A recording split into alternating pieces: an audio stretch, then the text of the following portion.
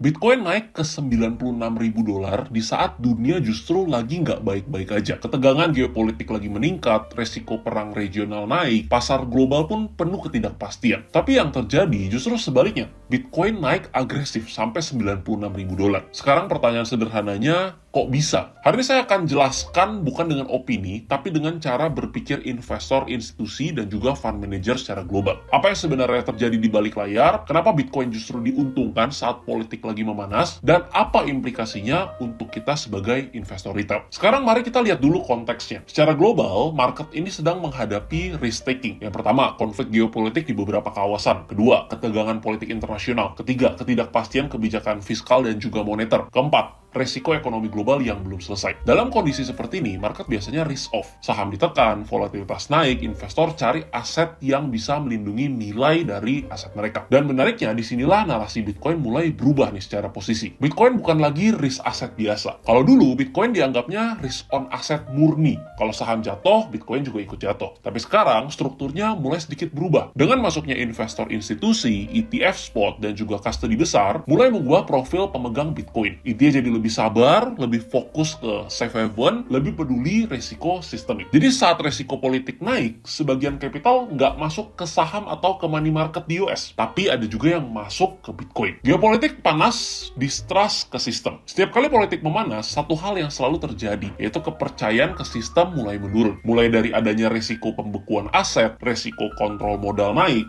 resiko pelemahan mata uang juga naik. Nah, Bitcoin ini menawarkan sesuatu yang justru cukup unik. Pertama, tidak tergantung negara atau pemerintah. Kedua, tidak bisa dicetak. Dan yang ketiga, bisa dipindahkan kemanapun tanpa izin. Jadi di dalam dunia yang makin nggak pasti seperti sekarang, Bitcoin ini bukan sebuah spekulasi, tapi menjadi salah satu asuransi sistemik. Di bagian ketiga kita bahas sedikit mengenai likuiditas dan juga supply shock. Harga yang naik ini bukan karena narasi aja, tapi karena mekanika pasar. Bitcoin punya supply yang tetap, setiap kenaikan demand kecil aja bisa berdampak besar ke harga. Jadi saat institusi mulai masuk, supply di exchange mulai turun, dan sentimen global mulai risk averse, maka rally ke 96.000 ini sangat logis secara struktural. Di bagian selanjutnya yang pengen kita bahas, kenapa bukan emas saja yang naik? Kenapa Bitcoin harus ikutan? Emas nggak mati, justru all time high terus. Per hari ini udah sampai di harga 4.630. Tapi Bitcoin menawarkan advantage yang tidak dipunyai emas, yaitu kecepatan, portabilitas, dan juga transparansi supply. Bagi investor modern, Bitcoin ini adalah emas versi internet. Dan di dunia yang serba cepat, kecepatan itu adalah sebuah premi. Lalu apa artinya untuk kita sebagai investor retail? Pelajaran pentingnya menurut saya ada 4. Yang pertama, Bitcoin bukan cuma spekulasi. Yang kedua, dia berfungsi sebagai hedge risiko sistemik, jadi bukan cuma asal all in. Ketiga, volatile, tapi punya peran strategis. Yang keempat, posisi harus disesuaikan dengan risk profile masing-masing. Jadi sekali lagi bukan soal all in semuanya ke Bitcoin, enggak, tapi soal alokasi secara cerdas. Investor profesional yang invest dengan time frame jangka panjang nggak bertanya Bitcoin naik berapa, Bitcoin bisa ke berapa, tapi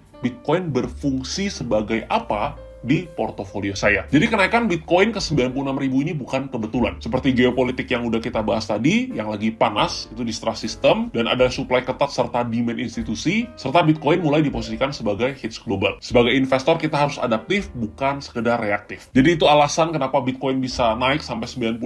Apakah bull marketnya akan berlanjut? Belum tentu, tapi at least ini menjadi sebuah signal positif kalau secara adopsi, trust, dan juga conviction investor terhadap Bitcoin itu mulai meningkat. Dan secara price action, kalau Bitcoin bisa close di atas 100.000 di bulan Januari ini, which is jauh lebih bagus lagi. Seperti biasa, kalau kalian rasa video ini bermanfaat, jangan lupa klik tombol like-nya untuk terus support channel ini, dan jangan lupa subscribe, karena sekarang sudah waktunya belajar bersama trader di sini.